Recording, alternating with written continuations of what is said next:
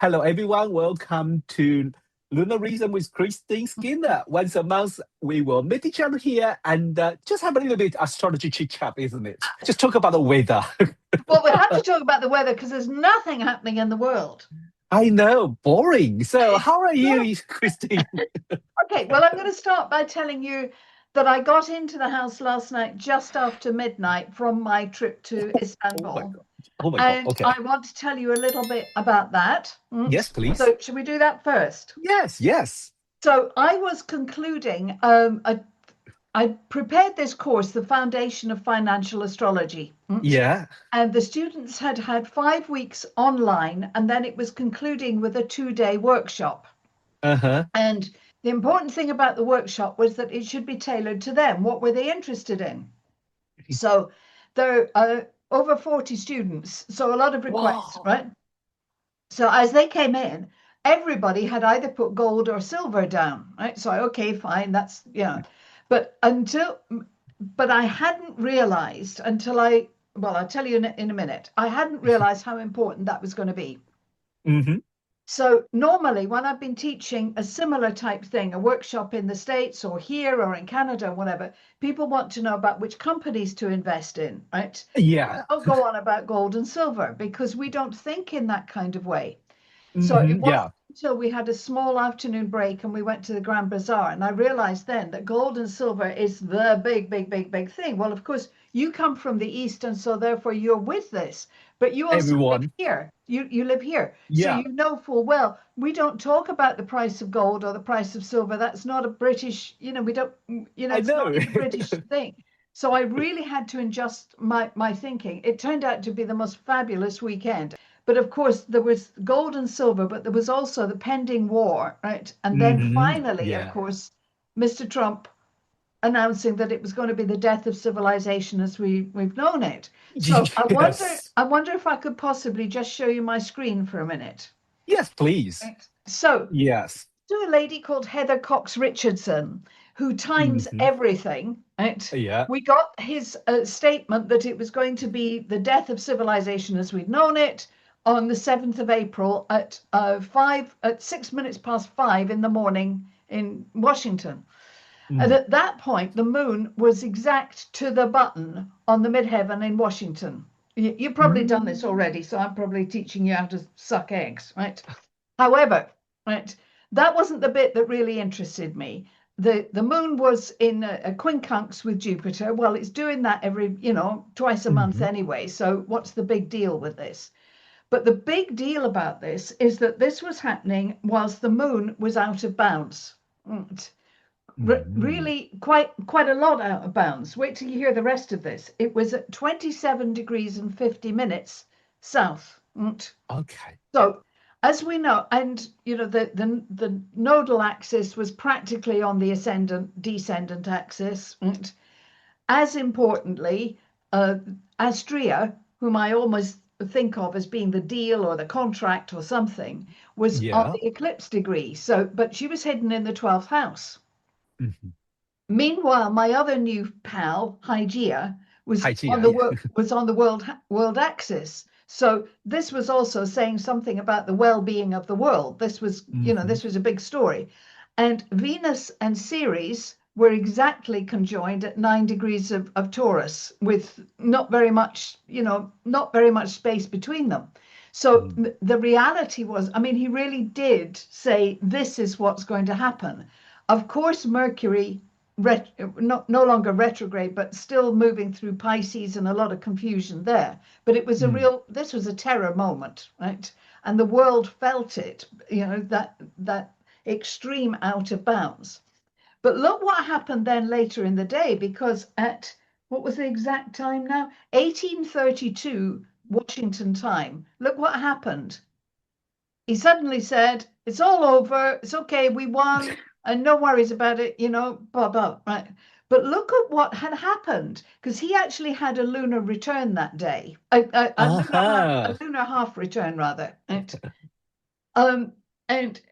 so now the moon had actually gone further out of bounds. From 27 degrees 50, it was now at 28:14. It was even more feral than it was before. So that said to me, I'm not sure about this. You know, I don't even know if this is true or not. Then when you look and see that Neptune and Saturn were both, well, Saturn particularly, virtually on the descendant, supposedly the end of the matter, supposedly, right? Yeah. But I'm not sure, with Neptune still hanging about and with Mars yet to cross Mars has not gone over the world axis yet. So much as I absolutely want to be wrong, right? I'm not happy about this at all. And moreover, because I've just been in Turkey and therefore had to look at the chart for Turkey, which incidentally I should have done a lot more work on before I went. So, you know, smack on the knuckles because I missed that one, right? Because they have their Mars is 7 degrees Aries, right, on the IC, right? Okay. So Saturn is about to slam into that. Right? Now, the day that I arrived, there was talk of a drone attack on one of their ships, actually on the Black Sea. It turned out that was a bit of nonsense and nothing, but they are absolutely on the edge of something. So I don't want to think this way at all, but I actually think that these global conflicts are increasing because, and it's just been pointed out to me in the last couple of hours, there's Eritrea and Ethiopia. That's another one that's about to spill over. I'd been looking at India and Pakistan because their birthday, obviously the same day, is the 12th of August when the eclipse slams in, right? The Russia-Ukraine thing isn't over, right? In fact, I know war is happening all over the world all the time, but to this degree and this intensity, this really looks like this Pluto, Haumea, you know, this is this big thing, which lasts for a couple of years. My thinking, Rod, is you shouldn't make a forecast unless you can back it up 3, 4, or 5 different ways, right? One thing is not enough. But there are so many things that are pointing now to an economic downturn, probably an economic, you know, custard pie. Please God, it's not the bond markets collapsing, but it could be, right? We've got oil which has gone. I know everybody's excited about the fact that the price came down yesterday, but it's still higher than it was in February. You know, this is far from over. Yeah. Really, I think we have to wait and see what happens later on today. I think I'm right in saying Mars moves over to Aries tomorrow. Is that right? Later today. Later today. Around 7 p.m. Around 7 p.m. Yeah. or 9 p.m. Well, you see, I mean, although they've said a ceasefire for the Iran bit, there has been no ceasefire between Israel and Lebanon, right? Exactly, yeah. And Lebanon's chart is a really, really tricky one. They have the tightest Mars-Uranus conjunction known to man, I think, right? And it's in the 8th house. I mean, it's not in an easy place in any case. And yeah, I mean, that's a really, really tricky chart. What I'm trying to say is there's an awful lot of stuff happening. Right? And the final thing I was going to discuss with you is next week's new moon, right? Yeah.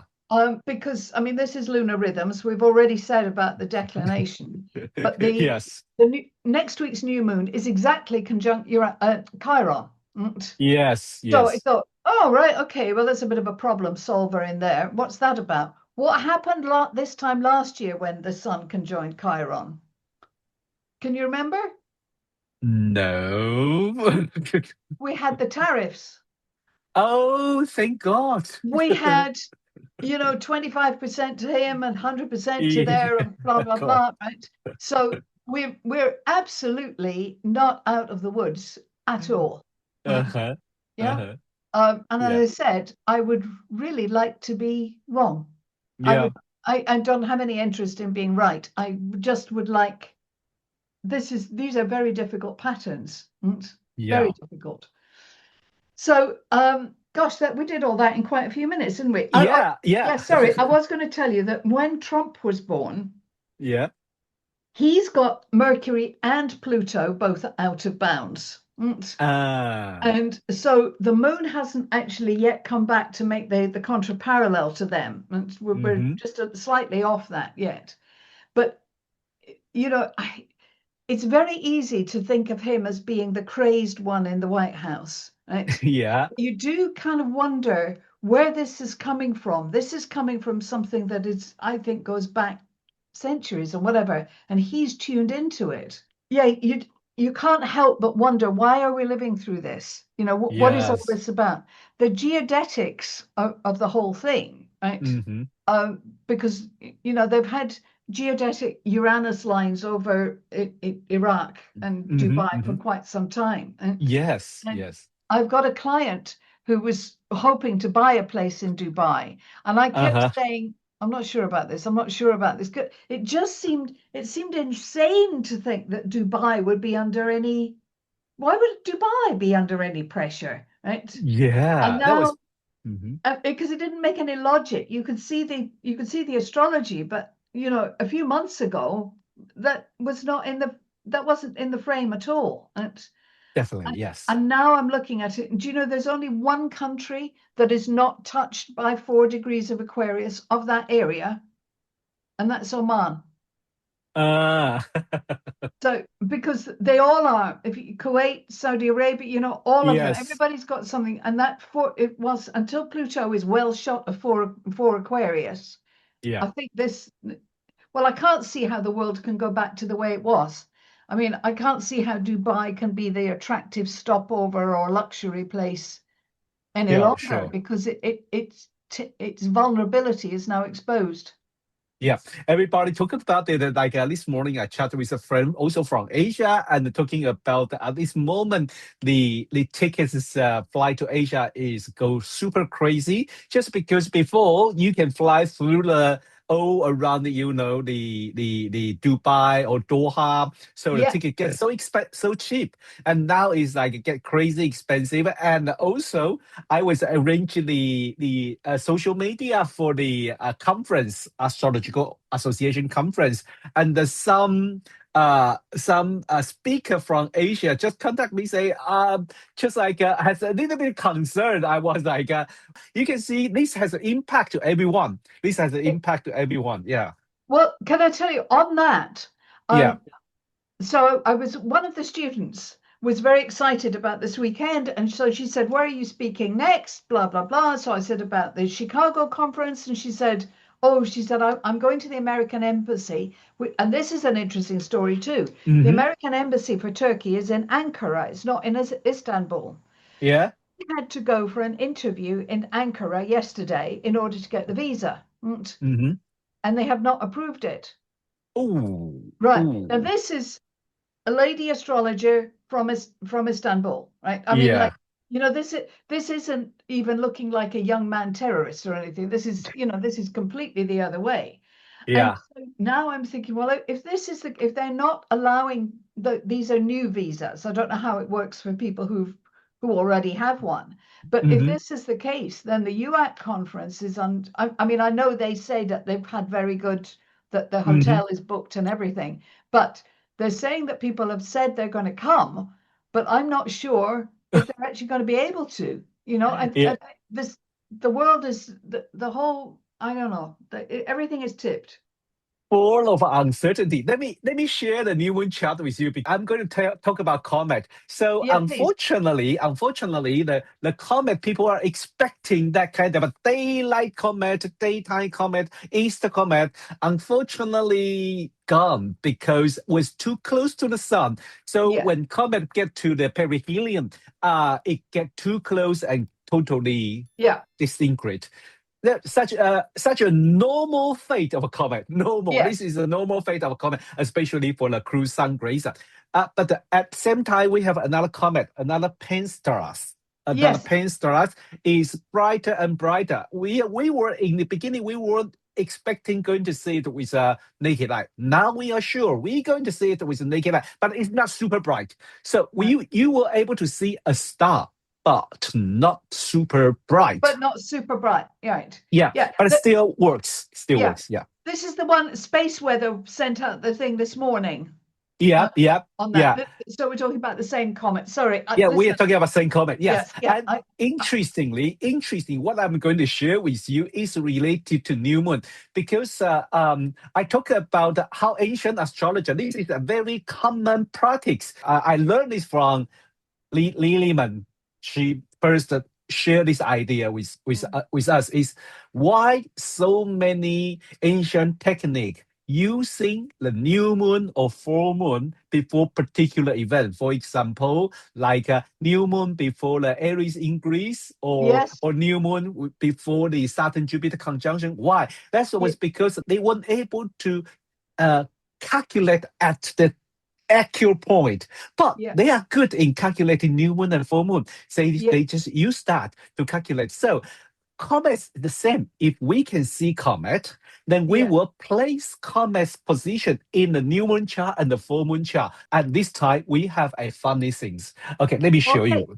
Now, so if we see the 17th of April, this new moon. That's the one, Yeah, this is the one. And we talk about the new moon conjunct Chiron. And in UK, we have 25-degree Aries. At the same time, we have the Saturn-Mars conjunction. And in couple of days, they were going to form the exact conjunct. However, on this day, where is comet? Yeah.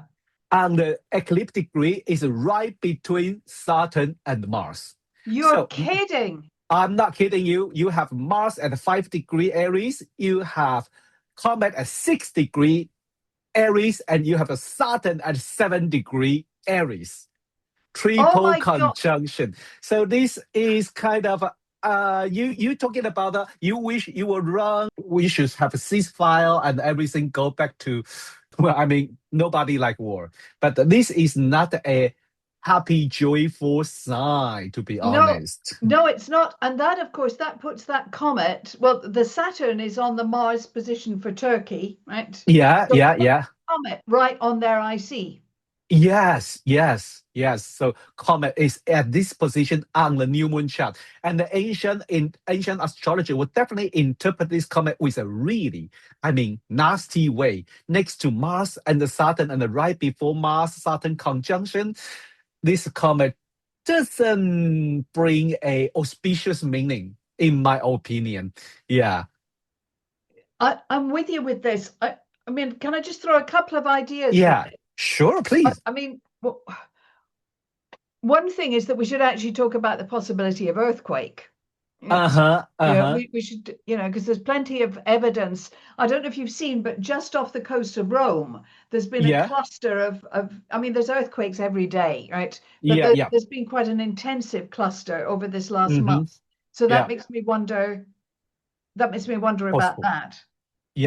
But I also was going to say that this extraordinary stellium, and it's far out, isn't it?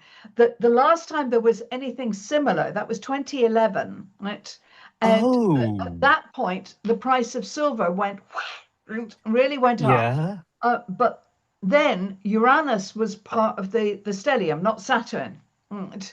So I'm wondering this time if we'll get a spike again with silver, but going in the other direction. Instead of it going to a high, right? It's dropping because Saturn would pull things. I don't want to continue because when you mentioned about the 2011, Uranus in last degree of the Pisces, right? And the very next day before Uranus moved to Aries, we have a huge east. We had the Fukushima. Fukushima. Yeah. Yes. Yeah. Oh my God. So, this is the problem. This is the problem with us, isn't it? I know. We're essentially we're a bit like cave people, really. We're looking for patterns in the sky. Yeah, we look for pattern. Yes. And we think that because there's a similar pattern, it's going to be the same thing again, because that's the way that our brains work. Yeah.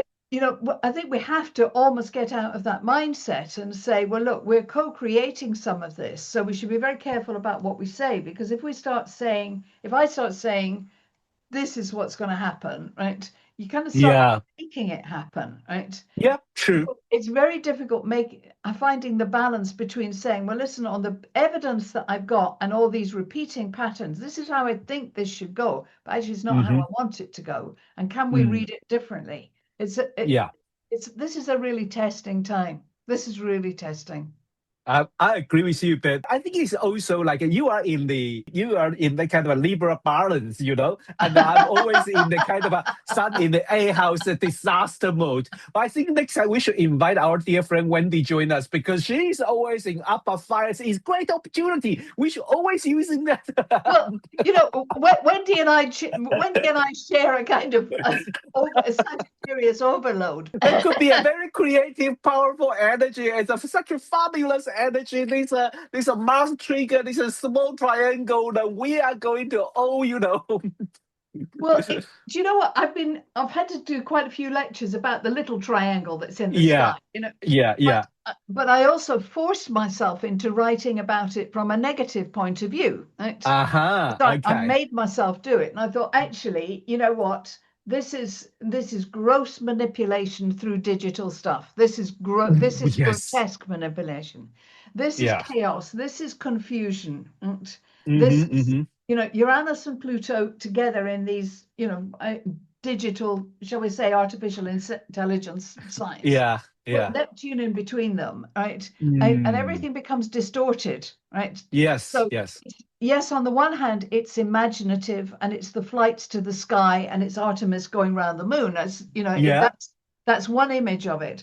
But in another image, it's colossal misinformation, right? And although we've just been looking at two charts which I believe to be accurate, I'm sure they are because I know the data source would be absolutely correct. But you wonder, it's how it's all interpreted. And we can't trust the news anymore. And that was another thing that was interesting. Watching, I mean, it's always interesting to me when I go to America and watch their news or Canada, whatever. But watching Turkish news. Where are you going next trip? Okay, the next trip. There's something exciting before then. You'll never believe what I'm going to do next. I'm actually going to speak at a Chelsea Arts Festival, something or other. But I'm talking about Roman astrology, and I've been looking at the feast of this, and I can't pronounce it. It's famous. It begins with TR, Trimelcio, or something like that. Anyway, they had a feast where they had courses for each sign of the zodiac. So there were courses, and I found the recipes. There's some lady has researched all it. So that's really good. So I'm going to do that in April. So that's going to feel as though I've gone to Rome. Yes, thank you so much. And then, it was so interesting to see you and then to hear what's happening in Istanbul and about the people are crazy about gold and silver. Of course, everyone is asking, is this war end? Even if this one ends, right? What I was trying to make the point is that we have pockets of really very serious war right across the planet, right? There's nothing. There isn't really an area that you can say this is totally safe. True. But I think it's because we're under the cosh of these very big, long cycles, which thankfully, civilizations have been through this before, right? We don't have to react like this, but sadly we do. Well, thank you for joining us, and I'm really looking forward to see you next month. Let's arrange before you go. Yes. Thanks, everyone, and then see you. Thank you very much, Rod. Bye. 按赞、订阅、分享，谢谢大家观看到最后。